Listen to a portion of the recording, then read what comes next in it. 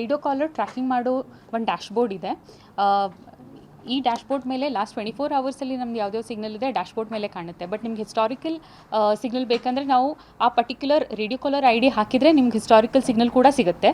So ಈ dashboard ಮೇಲೆ ನಾವು ಐಕಾನ್ಸ್ ಏನು ಕಾಣ್ತಾ ಇದೆ ಇದ್ರ ಮೇಲೆ ಕ್ಲಿಕ್ ಮಾಡಿದರೆ ನಮಗೆ ಆ ಕಾಲರ್ ಐ ಡಿ ಆಮೇಲೆ ಅದರದ್ದು ಪೂರ್ತಿ ಡೀಟೇಲ್ಸ್ ನಮ್ಗೆ ಸಿಗುತ್ತೆ.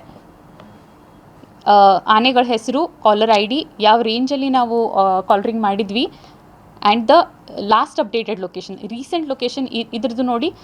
ಇವತ್ತಿಂದು ಅಟ್ 12:30 PM ನಮ್ದು ಇದು ಲೇಟೆಸ್ಟ್ ಲೊಕೇಶನ್ ಬಂದಿದೆ. ಸೊ ಈ ಎಲಿಫೆಂಟ್ ಐಕಾನ್ ಇರೋದು this is the latest location. ಇದು ಹಿಂದಿಂದ ಇರೋದು ಎಲ್ಲ ಹಿಸ್ಟಾರಿಕಲ್ ಪಾತ್. ಈಗ ನಮಗೆ ಪರ್ಟಿಕ್ಯುಲರ್ ಆನೆ ಹುಡುಕಬೇಕಂದ್ರೆ ಟ್ರ್ಯಾಕಿಂಗ್ ಡೀಟೇಲ್ಸಲ್ಲಿ ಹೋಗಿ ನಾವು ಹಿಂದಿಂದ ಯಾವುದಾದ್ರೂ ಡೇಟ್ ಹಾಕಿ, ನಾನು ಡಿಸೆಂಬರಿಂದ ಹಾಕ್ತೀನಿ, ಇಲ್ಲಿವರೆಗೂ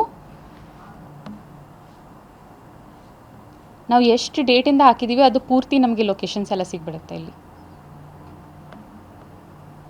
ಸೊ ಅಲರ್ಟ್ ಹೇಗೆ ಕೊಡ್ತೀರಾ? ಅಲರ್ಟ್ ಈಗ ನಮ್ಮದು ETF ಸ್ಟಾಫ್ಸ್ ಎಲ್ಲ ಇರ್ತಾರೆ, ಅದು ಕಂಟಿನ್ಯೂಸ್ಲಿ ಅವರು ಮಾನಿಟರ್ ಮಾಡ್ತಿರ್ತಾರೆ. ಸೊ ಏನಾದರೂ ಅವರು ಹ್ಯೂಮನ್ ಹ್ಯಾಬಿಟೇಷನ್ ಕಡೆ ಹೋಗ್ತಾ ಇದ್ದರೆ ಆ ಪರ್ಟಿಕ್ಯುಲರ್ ಹ್ಯೂಮನ್ ಹ್ಯಾಬಿಟೇಷನ್ ವಿಲೇಜಸ್ ಎಲ್ಲ, ಸುತ್ತಮುತ್ತ ವಿಲೇಜಸ್ ಎಲ್ಲ ಅಲರ್ಟ್ ಕಳಿಸ್ತಾರೆ.